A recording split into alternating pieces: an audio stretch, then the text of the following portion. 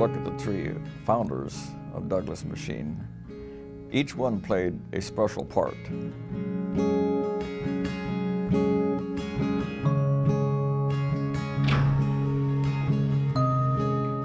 My dad was Bud Thone, who started the company in 1964.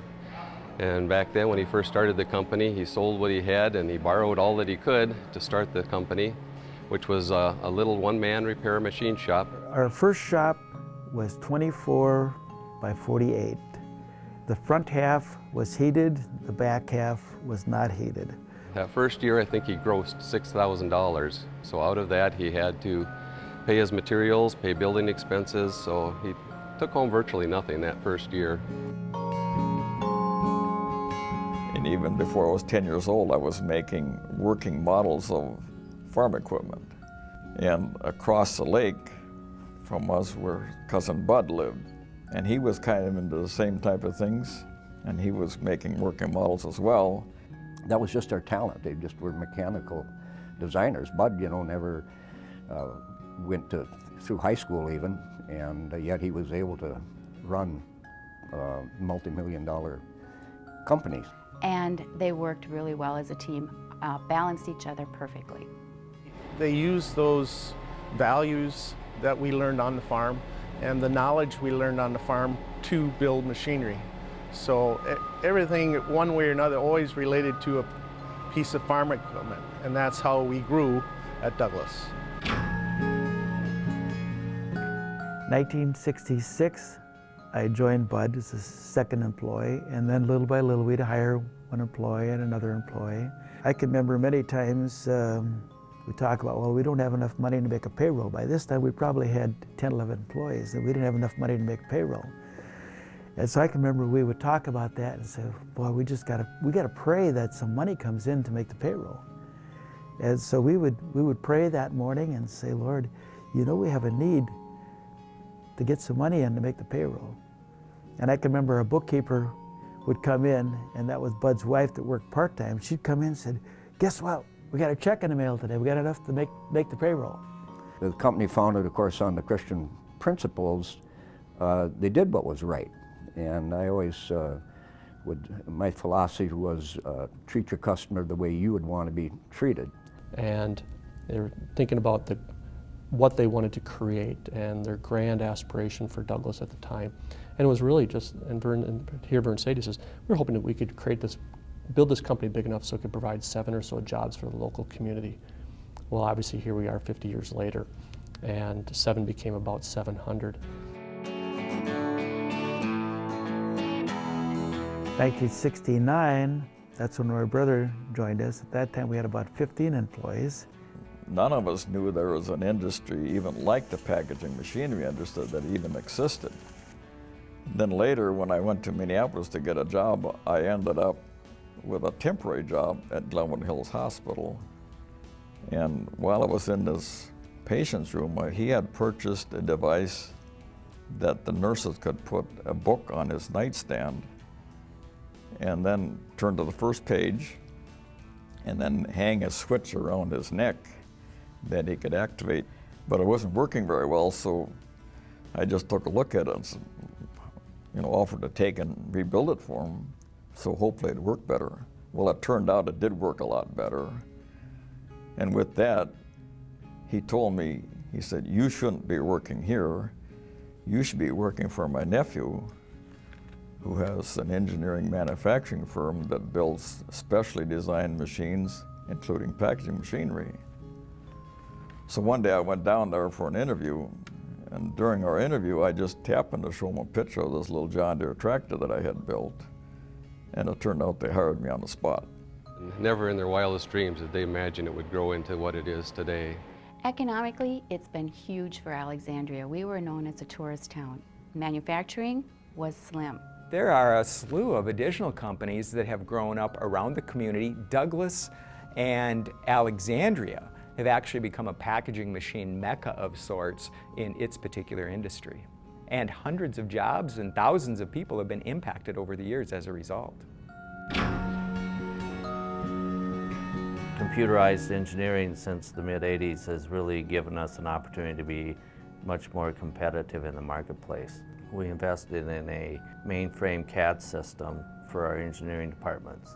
That radically changed how we design our products and really was a stepping stone for where we are today. We have excelled to become the Cadillac of the manufacturing businesses. When I think of Douglas Machine, it's not the machines, it's the people that make it up. We have brilliant people working here. And you know, back then it was 2D, today we're in 3D design and animation. Bud Thone decided that he wanted to run a little bit of a smaller company, and so then I became the president in beginning of 1986. 1986, the company was sold to a company called APV, which was a large holding company, publicly traded company based out of the United Kingdom. And we saw it as a way to where we could eventually retire, and then, you know, so we thought it was the right thing to do at the time. They helped us get more into the international market. Meanwhile, APV had gone from being cash rich to cash poor. They bought a lot of acquisitions, a lot of companies that were not very successful. And so now they started closing doors. And so end of 5 years, I contacted APV and said, I'd like to buy the company back. And I really think they doubted our ability to do it, and we were able to close the deal on December 30th, 1993.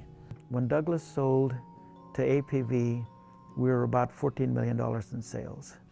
At the time we bought it back, we were about $30 million in sales. Then buying our equity partner out at the end of the 6 years was to form an employee ownership stock plan.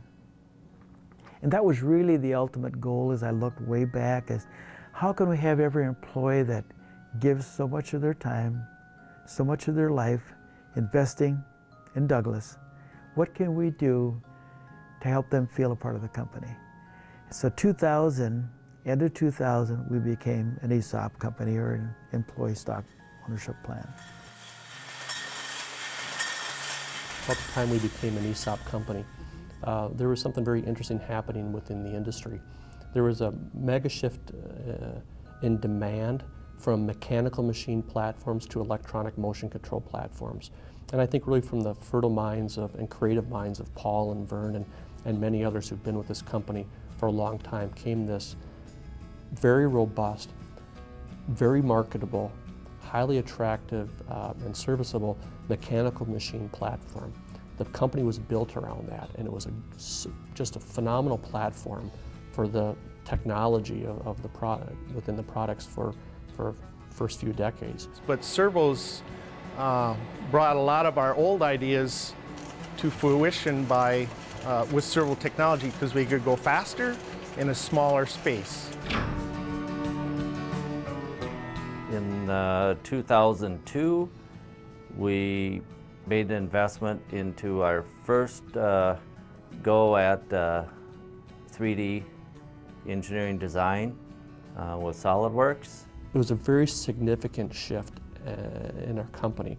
It required us to really adapt ourselves in significant ways, and I just think it says so much about who we are, and again, back to the people, that they were able to adapt. And yes, we had to bring on different skill sets into the business, but a lot of people in engineering had to think a little bit differently about how we're doing things, and they've just done a fantastic job. I think that our future is still yet to be determined, and I think that's really exciting, and I hope that we all take cues from the past, because the past is what has made us what we are today. So I hope we're able to marry those two together, the past and the future, and just really achieve even more than we have today. You know, you hear so many partnerships that are kind of a dissolve right from the beginning, but because they had the same beliefs and the same core values, that's really what bonded them together to excel and move ahead with the company.